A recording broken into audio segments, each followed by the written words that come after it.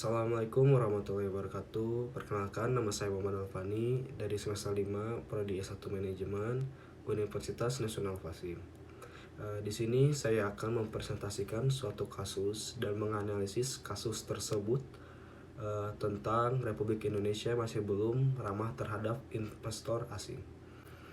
Analisis tersebut, Indonesia merupakan atau menargetkan mendatangkan banyak investor atau investasi dari luar negeri guna mendongkrak pertumbuhan ekonomi tanah air. Namun realisasinya sejak tahun 2015 sampai 2019 mengalami fluktuasi atau penurunan. Perkembangan investasi di Indonesia yang masih rendah disebabkan oleh beberapa hambatan atau beberapa faktor. Ada 5 faktor. Yang pertama ada regulasi berbelit, yang kedua ada akuisisi lahan yang sulit, yang ketiga ada infrastruktur publik yang belum merata, yang keempat ada pajak dan insentifnya yang tidak mendukung, yang kelima ada tenaga kerja terampil yang belum memadai. Dalam 6 tahun era Presiden Jokowi, sejauh ini reformasi hukum investasi ditandai dengan serangkaian penerbitan, perubahan, dan penghapusan peraturan yang dimaksudkan untuk menarik minat investor asing kepada Indonesia.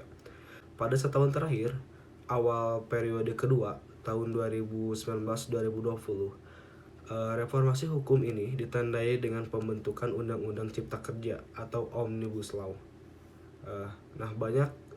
Di satu sisi itu akan mempercepat pertumbuhan investasi di Indonesia, tapi di satu sisi lagi itu hanya untuk mementingkan pihak investor. Jadi waktu itu ada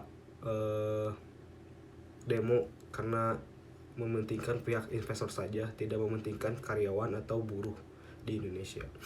Penyelesaian kasus tersebut yaitu ada 5 caranya, yaitu mempercepat peningkatan investasi di Indonesia, terutama dalam mendorong ekspor dan meningkatkan investasi di dalam negeri.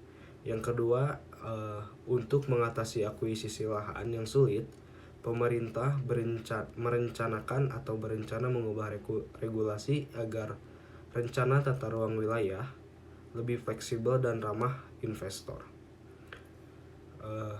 Nantinya pemerintah pusat dapat mengeluarkan rekomendasi untuk penyesuaian tata ruang dalam wilayah tersebut. Yang ketiga,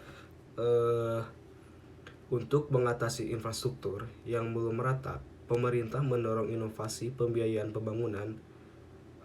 pembangunan infrastruktur melalui skema kerjasama pemerintah terhadap badan usaha atau KPBU. Nah, di sini pun ada manfaatnya, yaitu pembiayaan infrastruktur melalui skema KPBU, yaitu ada risk sharing, transfer, project delivery, dan potensi investasi. Yang keempat itu ada pajak dan insentif non-fiskal yang tidak mendukung, yaitu kegiatan-kegiatan yang bersifat fiskal tetapi dilaksanakan di luar anggaran pemerintah, berencana mengimplementasikan penurunan PPh atau pajak badan usaha dari 25% sampai 20%. Kelima itu ada tenaga kerja terampil yang belum memadai. Tenaga kerja terampil yang belum memadai itu ada banyak pelatihannya, kerja berbasis kompetensi, inklusif atau tidak mempersyaratkan batasan usia maupun latar belakang pendidikan. Terus ada juga program 3R, yaitu reorientasi, revitalisasi, dan rebranding. Terus ada juga program triple skilling, yaitu skilling, upskilling, dan reskilling. Mungkin cukup sekian analisis atau presentasi dari saya. Mohon maaf jika ada kesalahan atau salah kata. Wassalamualaikum warahmatullahi wabarakatuh.